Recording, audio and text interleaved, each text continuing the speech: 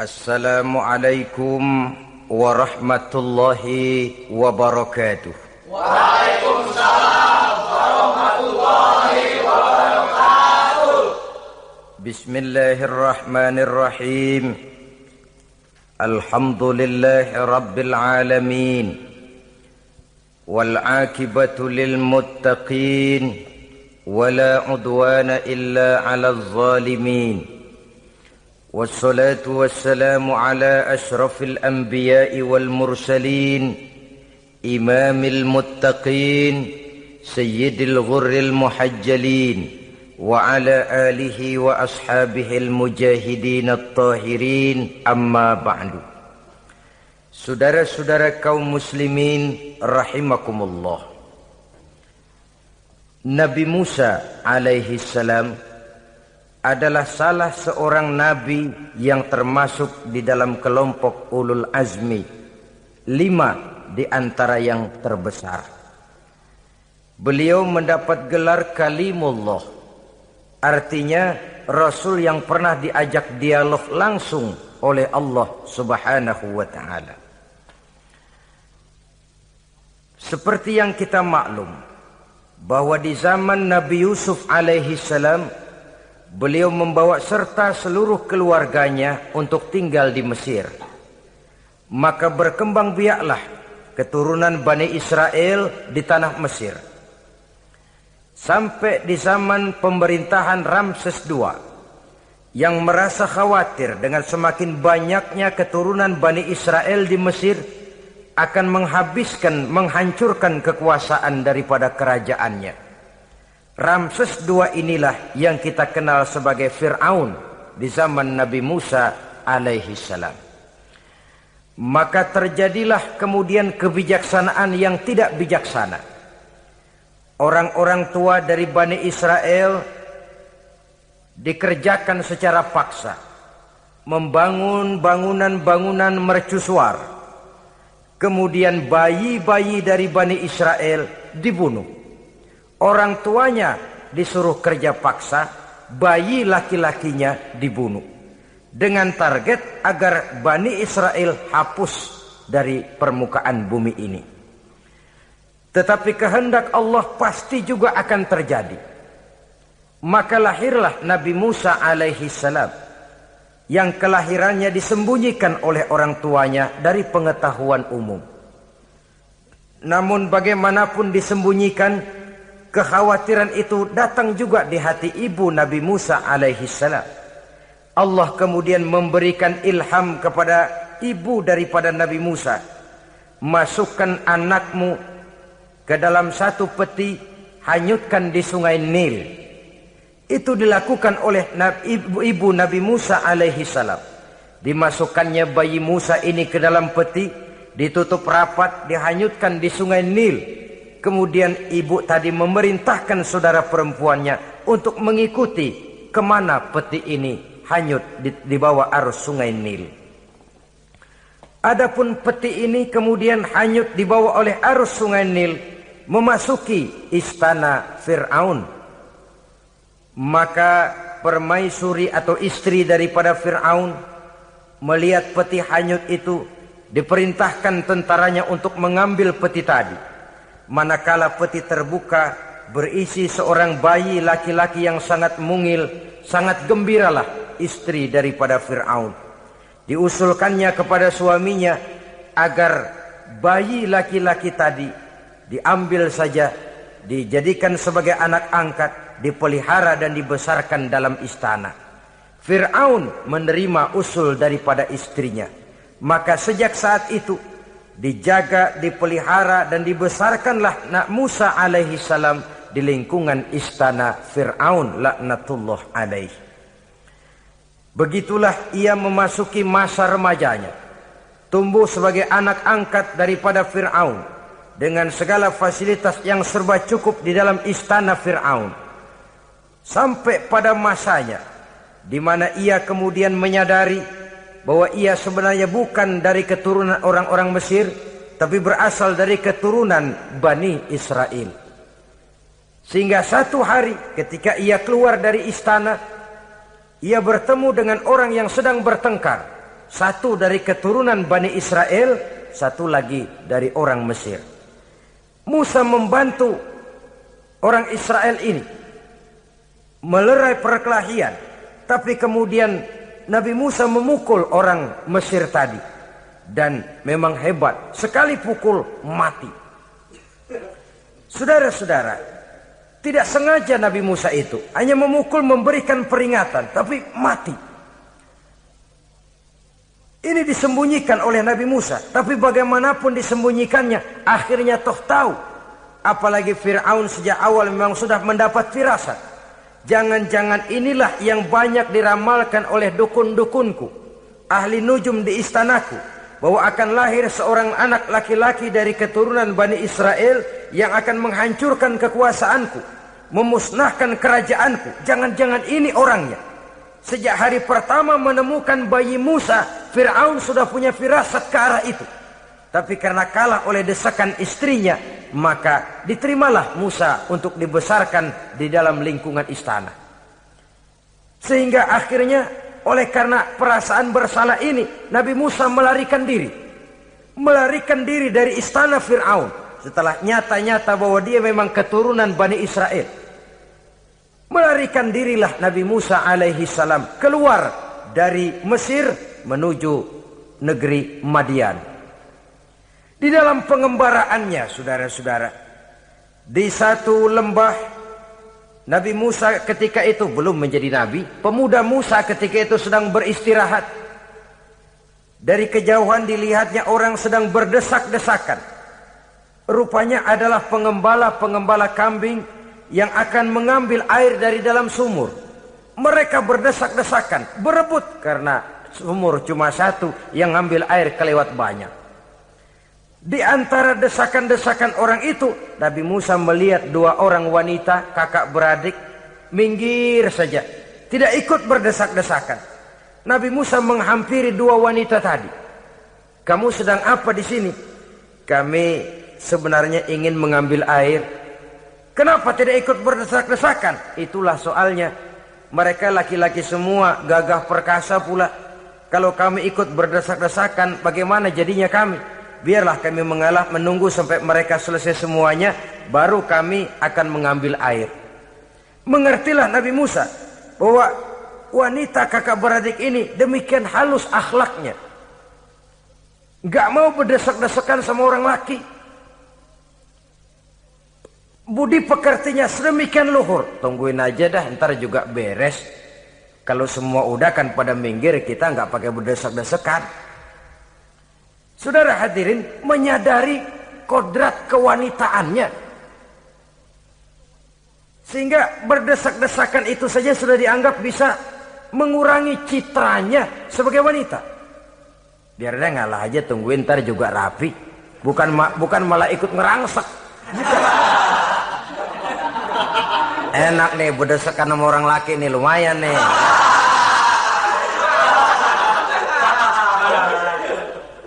Sepintas itu saja sudah cukup bagi Nabi Musa, pemuda Musa, untuk menilai akhlak daripada wanita itu tadi.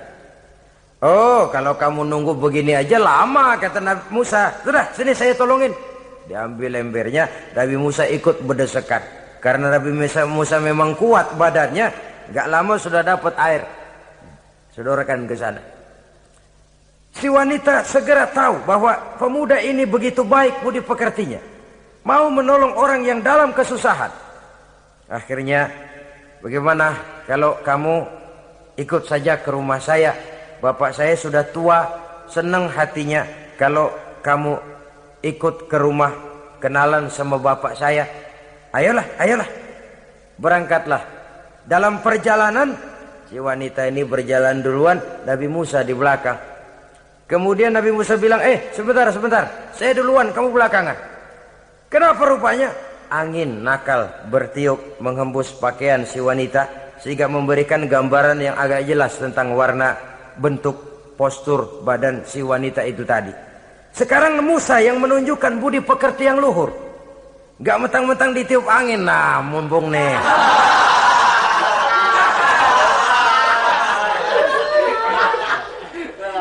Rezeki nih, kapan lagi nyari yang begini ya? Jadi dua-duanya sudah menunjukkan satu akhlak yang sangat luhur. Dan manakala sampai di rumah si wanita kakak beradik tadi, diceritakanlah halnya bahwa dia ditolong oleh seorang pemuda. Inilah orangnya. Sangat bersukacitalah hati orang tua kedua wanita itu tadi. Lalu usul si wanita tadi, Pak, kita kan di sini banyak punya kambing, nggak ada yang bantuin gembala. Bapak sudah tua. Kalau ini orang kita minta tinggal di sini saja, gimana Pak? Ya terserah kamulah. Akhirnya Nabi Musa tinggal di sana. Menurut satu riwayat 8 tahun ikut mengembalakan kambing. Dan orang tua tadi tidak lain adalah Nabi Syuaib alaihi salam, yang pada akhirnya kemudian Nabi Musa dikawinkan dengan wanita itu tadi. Setelah berumah tangga, Nabi Musa ingat kembali bahwa ia sesungguhnya keluar dari Mesir karena menghindarkan diri. Bahwa kaumnya Bani Israel hidup di Mesir itu tertindas di bawah rezim kekuasaan Fir'aun yang zalim. Dikerjakan secara paksa, wanita dipermalukan, bayi-bayi laki-laki dibunuh. Tergerak hatinya. Dia sudah enak, punya mertua bijaksana, punya istri cantik, hidup tenang sebagai pengembala kambing. Tapi nurani kebangsaannya berontak. Saya tidak boleh bersenang-senang sementara bangsa saya ditindas. Saya tidak boleh menari di atas bangkai saudara saya. Saya tidak boleh tersenyum di atas penderitaan saudara-saudara saya. Saudara-saudara saya Bani Israel merintih di bawah penindasan Fir'aun. Saya harus membebaskan mereka. Diceritakanlah hal ini kepada mertuanya. Wah, ya kalau pakai bahasa mertua, saya mau kembali ke Mesir. Untuk apa Musa? Untuk menyelamatkan saudara-saudara saya Bani Israel yang masih dalam cengkraman kezaliman rezim Fir'aun. Saya harus membebaskan mereka. Ya kalau memang itu tekadmu nak, berangkatlah. Bapak mengiringimu dengan doa. Berangkatlah Nabi Musa bersama istrinya. Sampai ketika beliau sedang istirahat di satu lembah, dari kejauhan beliau melihat ada api menyala. Beliau berkata kepada istrinya, kau tunggu di sini. Tidak lama saya akan kembali. Saya akan menghampiri api itu. Berangkat Nabi Musa ke arah api menyala tadi. Makin didekati makin terang sinarnya. Sampai kemudian terdengar suara, ya Musa, inni ana rabbuka fakhla' na'laik. Innaka bil wadil muqaddasi tuwa wa ana akhtartuka fastami' lima yuha. Wahai Musa, akulah Tuhanmu, bukalah terompahmu. Sesungguhnya engkau berada di satu lembah yang disucikan bernama lembah tua. Aku telah memilihmu Musa, dan sekarang dengarlah apa yang diwahyukan kepadamu. Pada saat itulah turun wahyu pertama, dan resmilah sudah Nabi Musa diangkat menjadi Rasul oleh Allah Subhanahu wa ta'ala. Di satu lembah di Bukit Tursina. Apa wahyu yang pertama turun? Bunyinya, innani anallah, la ilaha illa ana fa'budni. Sesungguhnya aku inilah adalah benar-benar Tuhanmu. Tidak ada Allah selain daripada aku. Maka hendaklah engkau hanya beribadah menyembah kepada aku. Ini umum saudara. Semua Rasul yang diutus Allah, inilah ajaran prinsipnya. Anallah, la ilaha illa ana. Akulah Allah Tuhanmu. Tidak ada Tuhan lain selain Allah. Semua Rasul membawa ajaran ini. Oleh sebab itu, bukan hanya sekadar percaya kepada Tuhan saja yang penting. Sudahlah, pokoknya kan percaya kepada Tuhan. Iya, Tuhan yang mana?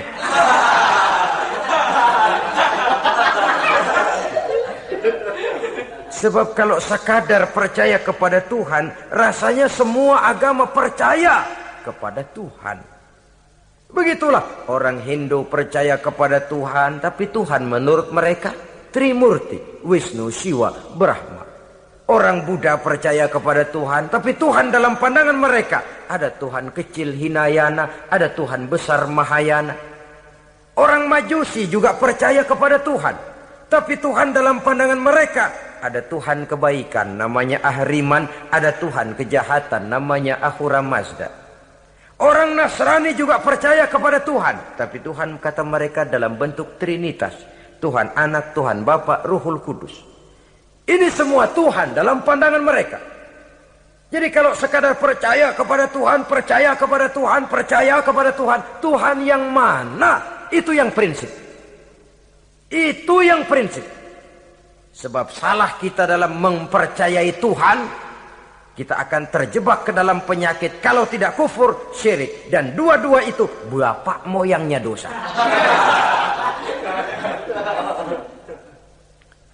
Begitu Islam menyelamatkan kita masyarakat manusia. Ya ayyuhan nasu ubudu rabbakumul ladzi khalaqakum. Hai manusia, Tuhanmu yang perlu kamu sembah itu hanyalah Tuhan yang telah menciptakan kamu. Dan itu tidak lain adalah Allah yang lam yalid wa lam yulad wa lam yakul lahu kufuwan ahad, yang laisa kamislihi syai'un. Ia tidak beranak, ia tidak diperanakkan, dan ia tidak bisa diserupakan dengan apapun. Dialah Allah itu. Begitu wahyu yang diberikan kepada Adam, kepada Nuh, kepada Ibrahim, kepada Yusuf, bahkan kepada Musa alaihi salam. Innani anallah, la ilaha illa ana, fa'budni. Akulah Allah, Tuhanmu. Tidak ada Tuhan lain selain daripada aku Allah. Maka kepadakulah kamu hanya menyembah. Ini wahyu yang pertama turun, sudah berisi tauhid. Jadi hakikatnya agama Yahudi, saudara, adalah agama tauhid. Agama monoteis. Agama yang mengajarkan hanya ada satu Tuhan untuk seluruh alam. Dan Tuhan itu adalah Allah subhanahu wa ta'ala. Sebab itu syahadat orang Yahudi bunyinya begini. Shema Yisrael, Yahweh Elohenu, Yahweh Echad. Ini syahadatnya orang Yahudi. Itu perbedaan bahasa Suryani Ibrani dengan bahasa Arab. Kita Isma itu bahasa Arab, dia Shema. Isma, Shema. Shema Yisrael, Yahweh Elohenu, Yahweh Echad. Ahad Echad.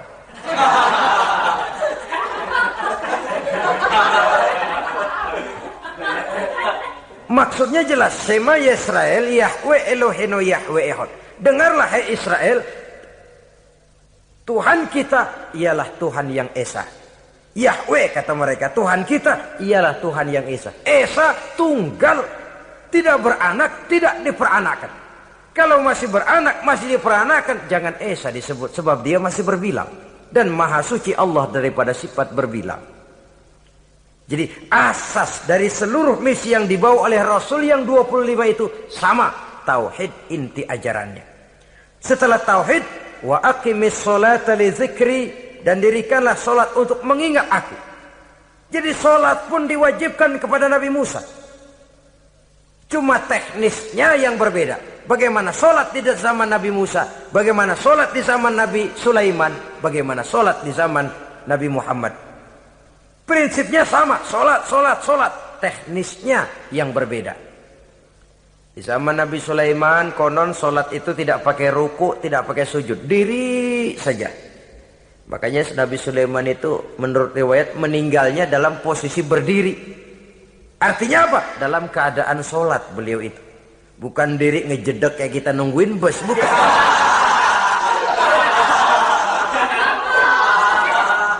Berdiri dalam kondisi solat. Tapi yang jelas solat itu setiap Nabi. Hanya teknisnya saja yang berbeda. Jadi ini sudah akidah dan syariat. Akulah Allah Tuhanmu, tidak ada Tuhan lain selain aku. Ini kan akidah. Yang kedua, wa aqimis sholata li dzikri, syariat. Dirikan solat untuk mengingat aku. Inna sa'ata atiyatun, sesungguhnya kiamat itu pasti akan datang. Ini juga sudah urusan beriman, percaya kepada yang gaib. Saudara-saudara kaum muslimin rahimakumullah. Setelah mendapat wahyu ini, turunlah perintah Allah kepada Nabi Musa.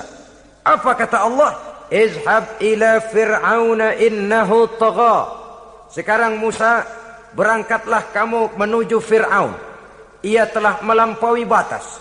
Berangkatlah kamu ke sana Musa, hadapi Fir'aun, sampaikan dakwah ini, ia telah melampaui batas. Innahu tagha, ia telah berlebih-lebihan. Nah, saudara-saudara, jadi dua fungsi sudah. Kalau pada mulanya Nabi Musa berniat kembali ke Mesir hanya untuk membebaskan kaumnya Bani Israel, sekarang malah bertambah. Tidak hanya sekedar itu, malah lebih utama adalah menyampaikan risalah, menyampaikan misi kerasulannya, menyadarkan Fir'aun, menegakkan tauhid, mengembangkan syariat. Bertambahlah tugas Nabi Musa sebagai pejuang bangsa, juga sebagai mujahid, pejuang agama. Pada mulanya sebagai pejuang bangsa tuh. Artinya Nabi Musa ini kembali kepada Fir'aun di Mesir, tujuannya tadi kan cuma untuk membebaskan Bani Israel kaumnya. Ini pejuang bangsa. Tapi di tengah jalan ia mendapat wahyu. Berangkat kau kepada Fir'aun, innahu tagha, ia telah melampaui batas. Sadarkan dirinya, canangkan tauhid, sampaikan syariat. Bertambahlah tugasnya. Lebih daripada sekedar pejuang bangsa, ia juga pejuang agama, pejuang tauhid. Dwi fungsi. Kadang-kadang ada pejuang agama tapi tidak pejuang bangsa. Kadang-kadang ada pejuang bangsa tapi tidak pejuang agama. Nah, saudara-saudara kaum muslimin rahimakumullah, idealnya ya kedua-duanya. Ya pejuang agama, ya pejuang bangsa juga. Mendapat tugas seperti ini, apa permohonan Nabi Musa alaihi salam? Beliau berkata, qala rabbi shrah li sadri wa yassir li amri wahlul 'uqdatam min lisani yafqahu qawli waj'al li waziran min ahli Haruna akhi usdud biha uzri. Ini permohonan Nabi Musa ketika dilantik menjadi rasul. Diberikan tugas, berangkat kau ke Mesir, sampaikan risalah ini kepada Fir'aun, karena ia telah melampaui batas. Apa permohonan Nabi Musa? Rabbi syrah li sadri, ya Allah, lapangkan hati saya. Wa yassir li amri, mudahkan urusan saya. Wahlul 'uqdatam min lisani, buka kebekuan lidah saya. Yafqahu qawli, sehingga mereka mengerti apa yang akan saya bicarakan. Ini kondisi dasar. Memulai satu perjuangan dengan persiapan dasar. Apa permohonan pertama? Isyrah li sadri, lapangkan jiwa saya. Menghadapi musuh dengan jiwa yang lapang itu penting. So, kalau kita menghadapi musuh dengan jiwa yang sempit, kita sudah kalah sebelum perang. Menghadapi musuh dengan jiwa yang lapang, artinya masih berharap kalau dia mau mengikuti ajaran ini. Jadi pada tahap pertama itu datang bukan sebagai orang yang mau membasmi, tapi sebagai orang yang mau menyelamatkan. Ini perlu jiwa yang lapang. Sebab dakwah Nabi Musa itu kan pertama menyadarkan Fir'aun dulu. Nanti akan kita lihat setelah disadarkan dengan kata-kata, tidak kena juga dengan bukti berupa mukjizat. Masih bandel juga. Musa mohon supaya dikirim bencana. Masih nggak mempan juga, habis dah urusan. Jadi ada tahapan sesuai dengan kemungkinan Fir'aun bisa menerima. Sama juga bayi itu kan kalau baru lahir ke dunia, brol, kasih susu emaknya dulu. Gedean dikit, bubur. Gedean lagi, nasi ulek dah. Udah gede betul, nasi. Udah gede banget, jengkol jijelin.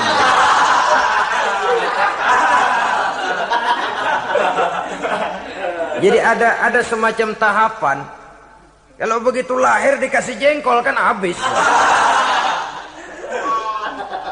Peringatan dulu. Setelah peringatan, bukti berupa mukjizat. Dihadapkan dengan sihir, menang mukjizat. Masih tidak mempan juga, teguran, dikirimkan azab, dikirimkan bencana. Masih tidak mempan juga, sudah ditenggelamkan oleh Allah di Lautan Merah. Itu akan kita ceritakan kemudian nanti. Jadi apa yang diminta oleh Nabi Musa, ya Allah, lapangkan hati saya menghadapi Fir'aun ini. Fir'aun CS, Fir'aun, Haman, dan lain-lain. Dan jangan lupa Fir'aun itu cuma ya hakikat tapi juga simbol. Hakikatnya memang ada yang namanya Fir'aun itu. Simbol karena Fir'aun selalu berkembang. Di setiap zaman, di setiap tempat, Fir'aun selalu ada. Cuma liciknya Fir'aun ini kemana dia pindah, ke situ dia ganti nama. Orang sering lupa, padahal isinya Fir'aun. Namanya bisa Hitler, namanya bisa Mussolini, namanya bisa Stalin, tapi isinya Fir'aun. Kemana dia tinggal, di situ dia ganti nama. Simbol dari kekuasaan yang terlepas dari kontrol iman. Simbol dari kekuasaan yang menyebabkan orang lupa diri dan lupa daratan. Dan sebenarnya mah Fir'aun mulanya cuman raja tuh, raja doangan dia. Cuman kelamaan jadi raja, kagak mau turun-turun. Akhirnya dia menganggap tidak ada yang lebih tinggi daripadanya. Apalagi ketika Nabi Musa datang mengajarkan ada Tuhan lain, yaitu ada Tuhan yang sebenarnya, yaitu Allah. Lah Fir'aun sampai kepada puncak kekurang ajarannya, memproklamirkan diri sebagai Tuhan. Ana rabbukumul a'la. Bukan karena kebodohannya sebenarnya, tapi karena gengsi kekuasaannya. Nah ini, gengsi kekuasaan ini sering menyebabkan orang overacting. Fir'aun bukan bodoh, bukan. Fir'aun bukan tidak tahu kalau Musa itu benar, tahu. Fir'aun bukan tidak ngerti kalau itu mukjizat, sihir kalah, tahu. Tapi gengsi kekuasaan. Gua kan raja, masa di depan rakyat tunduk sama Musa? Gengsi dong.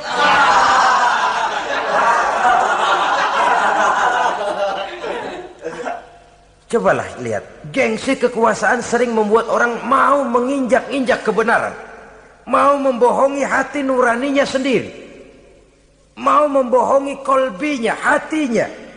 Padahal itu sudah, orang kalau sudah hatinya sendiri dibohongin, apalagi orang lain, sudah manusia paling kejam itu. Cuma karena gengsi kekuasaan saja. Gengsi kekuasaan kadang menganggap remeh kecil Nabi Musa. Kadang merasa besar di depan rakyatnya, tiba-tiba harus tunduk kepada dakwah Musa. Ntar dulu, ada apa sama Musa? Dia kanyut, gue yang ngangkat. Iya toh, peristiwa di Sungai Nil itu. Karena aku yang nyelamatin, aku yang besarkan dia di istanaku. Gengsi kekuasaan sering menyebabkan orang overacting. Bukan karena kebodohannya, dia tahu itu benar. Tapi dia berat untuk mengikutinya. Kenapa? Gengsi kekuasaan. Inilah watak Fir'aun. Oleh sebab itu Nabi Musa minta, ya Allah, lapangkan hati saya menghadapi orang kayak Fir'aun ini. Wa yassirli amri, dan mudahkan urusan saya. Ini orang berjuang itu, saudara. Setelah segala taktik dan strategi dibicarakan, segala persiapan fisik disiapkan, jangan lupa, wa yassirli amri, ya Allah, mudahkan urusan saya. Sebab sepanjang yang bisa kita lakukan hanyalah berusaha dan berusaha. Kepastian, ketentuan, hak prerogatif daripada Allah Azza wa Jalla. Kalau Allah memberikan kemudahan, satu dunia orang mau menghadang, no problem. Kalau Allah sudah memberikan kemudahan, satu dunia orang mau mendatangkan kesulitan, gak ada gunanya. Wa yassirli amri, mudahkan kiranya urusan saya ini ya Allah. Karena sudah terbayang oleh Musa. Pertama, faktor psikologis. Bagaimanapun Fir'aun itu kan bapak angkat sendiri. Ya orang kalau nasihatin orang lain barangkali nggak terlalu jadi beban moral. Tapi kalau sudah menasehati orang yang pernah mengasuh dan membesarkan dia, itu kan beban moral. Sulit posisi ini. Apalagi kekuasaan mutlak berada di tangannya, tentaranya gagah perkasa. Wa yassirli amri, mudahkanlah urusan saya ya Allah. Lapangkan hati, mudahkan urusan. Saudara-saudara kaum muslimin rahimakumullah. Permohonan yang ketiga dari Nabi Musa, setelah minta dilapangkan hati dan dimudahkan urusan, wahlul 'uqdatam min lisani, bukalah kebekuan lidahku. Satu riwayat menjelaskan bahwa Nabi Musa memang agak gagap kalau bicara. Riwayat lain menjelaskan bahwa beliau agak sedikit cadel. Tapi yang jelas, minta agar dibukakan kebekuan lidah. Ini mengandung satu pelajaran. bahwa cara menyampaikan sesuatu akan sangat menentukan sesuatu itu sendiri. Sesuatu yang baik, kalau salah cara kita mengucapkannya, salah cara kita menyampaikannya, jadi tidak baik kesan orang. Ini soal ucapan. Soal hati itu Allah saja yang tahu. Tapi kan orang sebelum tahu hati ini, omongan yang didengar, tingkah laku yang dilihat. Maka ini yang diminta oleh Nabi Musa alaihissalam. Misi risalah ini berat. Menyampaikan pesan ilahi ini tidak ringan. Kalau salah saja ngomong, akan timbul kesalah pengertian. Oleh sebab itu, wahlul 'uqdatam min lisani, bukalah kebekuan lidah saya ini, supaya lancar bicara untuk menyampaikan yang hak, menghancurkan yang batil. Cara kita menyuguhkan sesuatu sangat menentukan sesuatu itu sendiri. Saudara datang ke rumah saya, yang saya suguhkan cuma segelas teh pahit dan singkong goreng, tapi kalau dengan kata-kata yang menyentuh, enak didengar telinga, nggak berasa tuh singkong goreng.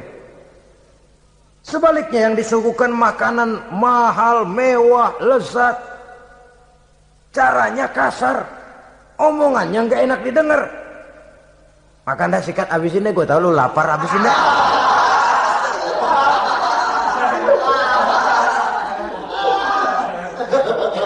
Rasanya biar lapar juga nahan juga gitu. Apa itu? Bukan makanannya yang tidak enak, bukan kita nggak doyan, bukan. Caranya itu loh, caranya. Nah, Islam ini agama yang baik. Kalau disampaikan dengan kata yang tidak baik, akan timbul, oh Islam kok gitu ya. Nah ini yang tidak diinginkan oleh Nabi Musa. Wahlul 'uqdatam min lisani. Kita begitulah dalam kehidupan ini, kadang mendengar satu ceramah bisa berurai air mata, bisa histeris, bisa gembira. Kenapa? Kepandaian orang menyampaikannya. Bicara dia 2-3 jam, rasanya baru 5 menit. Baru sebentar kok, tahu-tahu sudah selesai. Ada yang udah setengah jam, baru seperempat jam ngomong, udah rasanya udah kayak 3 jam.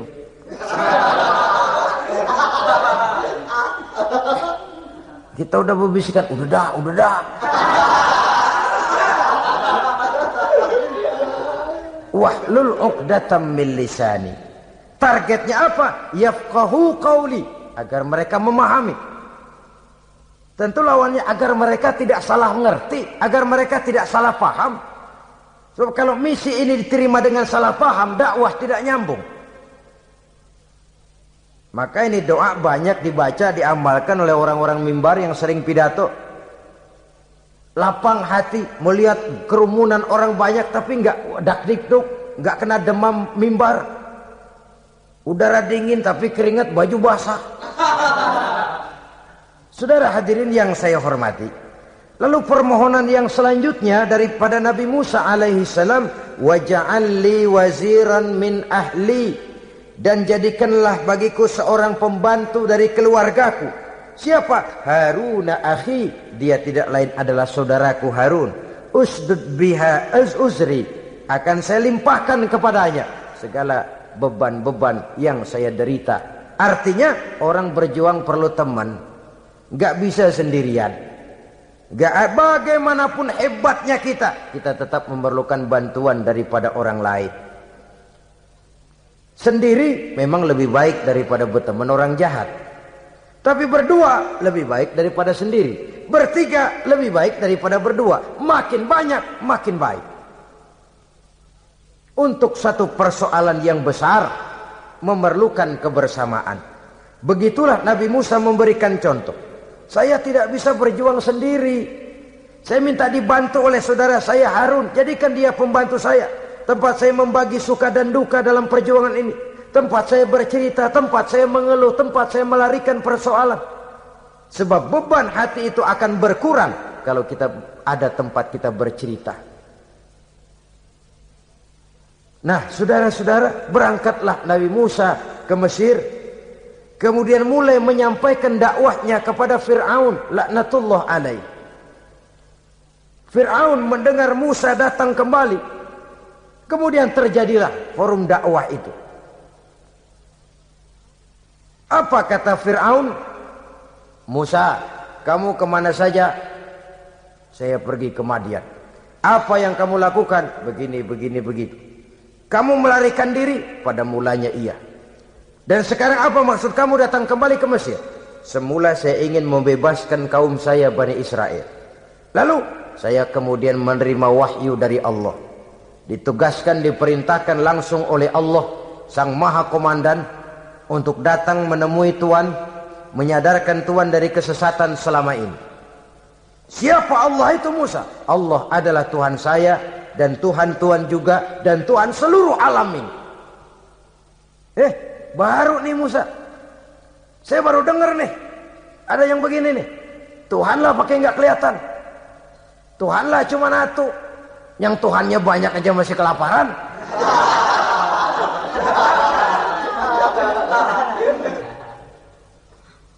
Di mana Tuhan? Tuhan saya bersemayam di aras, tempat yang sangat tinggi. Hei Haman, kata Fir'aun kepada Perdana Menterinya, bikin menara yang tinggi. Bikin rakyat kerja paksa lagi, bikin menara tinggi, naik Fir'aun ke atasnya, melepas panah dari atasnya. Menurut satu riwayat, panah itu ditangkap oleh malaikat, ditublaskan ke ikan, lalu dikembalikan lagi kepada Fir'aun dalam kondisi di mana panah itu berdarah.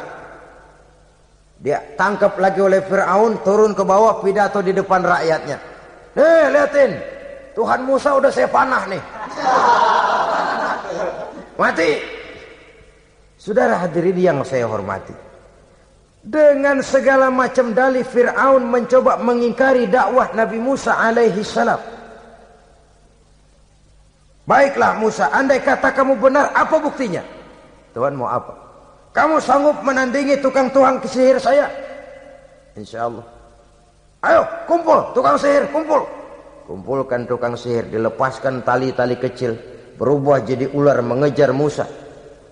Musa oleh Allah difirmankan, lemparkan tongkatmu Musa. Musa melemparkan tongkatnya. Tongkat Musa kemudian berubah menjadi ular besar yang menerkam ular-ular kecil tadi. Habis itu ular kecil ciptaan tukang sihir Fir'aun. Begitu hebat mukjizat yang diberikan Nabi Musa. Dan Fir'aun tahu itu mukjizat. Tapi dia ingkar juga. Tidak mau beriman. Sudah nyata bukti, sudah jelas saksi, dia tetap ingkar. Akhirnya Nabi Musa berdoa memohon kepada Allah, Rabbana innaka ataita fir'auna wa mala'ahu zinatan wa amwalan fil hayatid dunya. Wahai Allah, sungguh engkau telah memberikan kepada Fir'aun dan para pembesarnya zinatan, segala macam perhiasan, wa amwalan, dan segala macam harta benda, fil hayatid dunya, di dalam kehidupan dunia ini.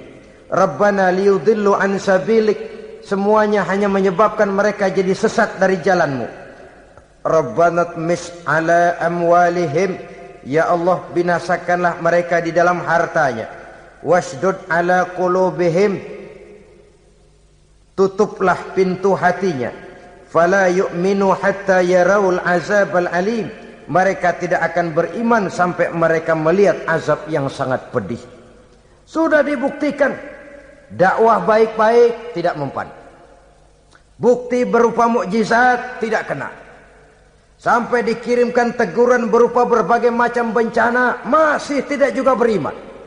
Akhirnya Nabi Musa memutuskan, kalau begitu menyelamatkan kaum dululah. Kaumnya Bani Israel dibebaskan dari perbudakan, dibawa oleh Musa keluar dari Fir'aun, dari Mesir, dikejar oleh Fir'aun. Dalam pengejaran ini sampailah Nabi Musa di tepian Laut Merah. Buntu, depan laut, belakang tentara Fir'aun. Maju kecebur, mundur kepergok musuh. Enggak ada pilihan lain. Dalam kondisi seperti ini, Allah subhanahu wa ta'ala berfirman kepada Musa, lemparkan tongkatmu ke laut, hai Musa. Musa melemparkan tongkatnya ke laut. Terjadilah mukjizat. Laut terbelah, jalan muncul ke permukaan laut. Lewat Musa di jalan itu, Fir'aun terus mengejar. Ketika Musa sampai di tepian sebelah sana, Fir'aun masih di tengah jalan. Laut menutup kembali, hilang itu jalanan. Fir'aun dan seluruh tentaranya tenggelam di Lautan Merah, mati. Pada saat kondisi seperti itulah Fir'aun dalam keadaan menghadapi sakaratul maut, napas cengap-cengap, hampir putus di leher, berkata dia, amantu bi Rabbi Musa wa Harun. Kalau begini mah saya juga percaya dah sama Tuhan. Percaya dah sama Tuhannya Musa dan Tuhannya Harun. Kata malaikat maut, kemarin kemana mas?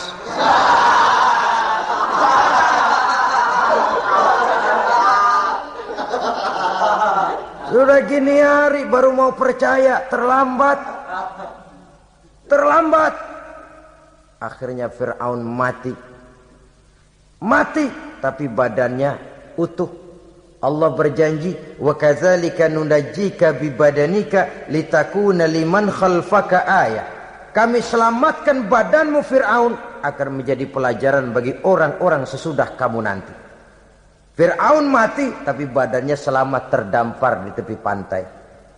Oleh rakyat Mesir, wah ini raja kita nih. Raja kita, ketemu. Hidup, mati.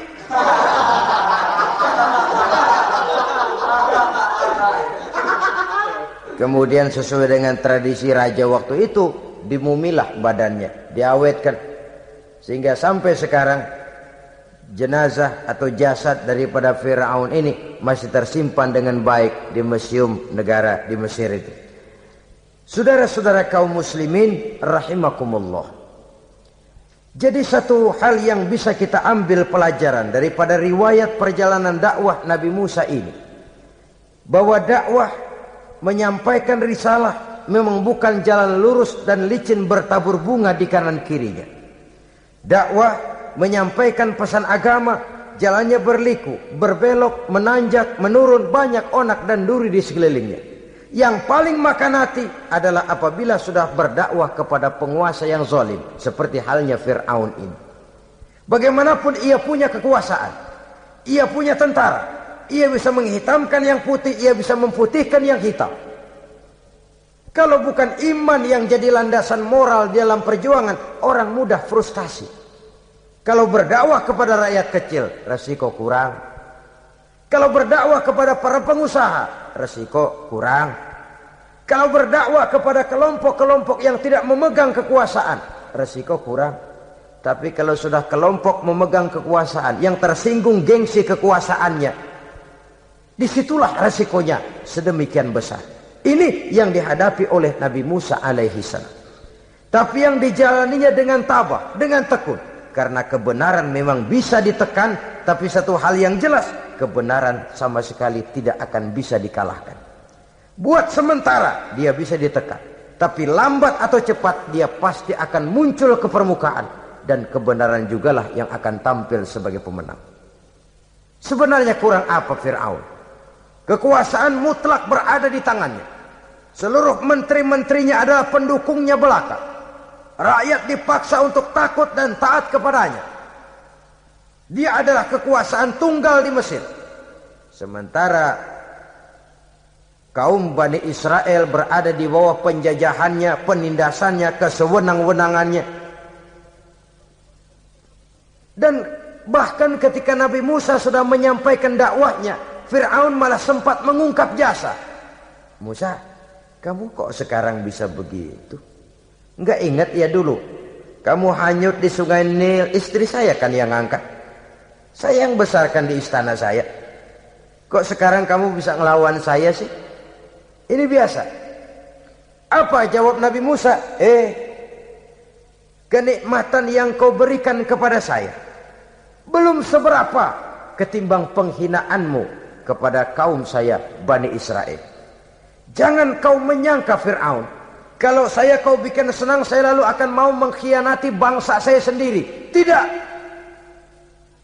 Sama sekali kesenangan yang kau berikan kepada saya tidak akan menutup mata saya dari kondisi yang dihadapi oleh kaum saya, oleh umat saya. Mereka tersiksa, mereka menderita, mereka merana. Haruskah saya lupakan mereka cuma karena saya sudah tinggal di istanamu, engkau yang membesarkan? Padahal kau pun membesarkan saya bukan karena kemauanmu. Desakan daripada istrimu. Jangan ngitung-ngitung jasa Fir'aun. Andai katamu jasamu ada kepada saya, belum seberapa ketimbang penghinaanmu kepada bangsa saya Bani Israel. Di situ Nabi Musa menunjukkan sifat nasionalisme yang sangat tinggi, rasa nasionalisme yang sangat mendalam. Kadang-kadang kan orang ya seperti di zaman penjajahan Belanda, karena diangkat jadi tuan tanah, bangsanya sendiri diinjak-injak. Karena diangkat jadi centeng dikit dah, kumis mbaplang dah, bukan main. Bangsanya sendiri diinjak-injak. Fir'aun mengingatkan ini. Kalau cara kita, lo gede di sini, makan di sini, segala macam di sini dah. Masa lupa kacang sama kulitnya? Kasarnya mah lu bisa begini nih, Musa nih, gue yang rawatin lo. Saya yang menjagamu, mengangkatmu dari sungai Nil. Masa sekarang sudah gede begini kamu mau berhadapan dengan saya? Punya pikiran dong dikit kalau cara kita. Mikir dong, mikir. Dulu lagi kanyu di Nil, siapa yang angkat? Musa tidak membantah. Betul itu Fir'aun, betul. Tapi apalah artinya semua itu ketimbang penghinaan yang engkau berikan kepada bangsa saya? Saya tidak mungkin menari-nari di atas bangkai umat saya. Saya tidak mungkin bersenang-senang di atas penderitaan kaum saya. Dan saya tidak mungkin senyum ceria di atas derita daripada kaum saya. Dengan tidak melupakan jasamu, saya tidak akan merubah pendirian saya. Saya ingin membebaskan penjajahan. Saya ingin membebaskan kaum saya Bani Israel dari belenggu penindasan. Kalau engkau sudah tidak mau mendengar dakwah yang saya sampaikan, tidak mau bertuhan Allah, tidak mau menyembah kepadanya, tetap dengan keangkuhan dan kesombonganmu sekarang ini, okelah, berjalanlah dengan keyakinanmu. Tapi saya harus membebaskan kaum saya Bani Israel. Saudara-saudara kaum muslimin rahimakumullah. Itulah jalan dakwah, jalan menyampaikan risalah agama, risalah Islam. Sekali lagi, bukan jalan lurus bertabur bunga. Tapi agama memberikan ajaran, balighu anni walau ayat. Sampaikan dari aku walaupun cuma sekedar satu ayat saja. Tugas ini memang mulia tapi berat. Tugas ini memang terhormat tapi penuh resiko. Ya kalau menyampaikan asal sekedar menyampaikan, sudahlah, pokoknya nyampein, percaya syukur, kagak udah dah. Bukan cuma sekadar itu, ada semacam tanggung jawab moral. Maka kondisi dasar yang dilakukan oleh Nabi Musa, permohonan yang tadi itu, ya Allah lapangkan hati saya. Jalan ini penuh onak dan duri, berliku, menanjak, menurun. Banyak halangan, tentangan, rintangan, dan fitnahan. Kemudian mudahkan urusan saya. Menentang kekuasaan Fir'aun bukan perkara ringan. Bukan urusan main-main. Menentang raja yang sedang berkuasa. Kekuasaannya mutlak, otoriter pula. Diktator murni Fir'aun itu. Mudahkan urusan saya menghadapi jalan ini ya Allah. Karena tidak mungkin menurut otak. Mana bisa kata kebiasaan, impossible kata rasio. Kalau Allah mau memudahkan, semua jalan akan terbuka dengan mudah. Tapi kalau Allah yang mempersulit, bagaimanapun matangnya perhitungan strategi, taktik, rencana, program, planning, kalau Allah mempersulit, jalan itu akan jadi buntu jadinya. Oleh sebab itu maka persiapan zahir harus diimbangi dengan persiapan batin. Untuk menegakkan sesuatu yang hak, menghancurkan sesuatu yang batil, sebagaimana yang dilakukan oleh Nabi Musa alaihi salam ini. Dan segala macam tantangan dihadapi oleh Nabi Musa. Kau menyampaikan risalah bahwa engkau Rasul? Ya. Kau punya bukti? Siap. Apa buktimu? Ini, tongkat dilempar jadi ular, tangannya dimasukkan ke saku baju, lalu dikeluarkan bersinar gemerlapan, lebih sinar dari lampu merkuri. Sampai Fir'aun silau dibuatnya berasa. Sudah Musa, sudah, masukkan tanganmu lagi, masukkan tanganmu lagi. Dia tahu, dia sadar itu bukan sihir, tapi lagi-lagi gengsi kekuasaannya.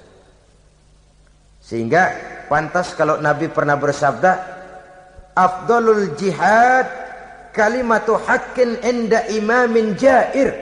Jihad yang paling besar adalah mengucapkan kebenaran di depan penguasa yang zalim. menyampaikan kebenaran di hadapan penguasa yang zalim. Tapi kan berat, saudara. Sulit. Apalagi kalau belum apa-apa udah ngeri. Udah jangan dah.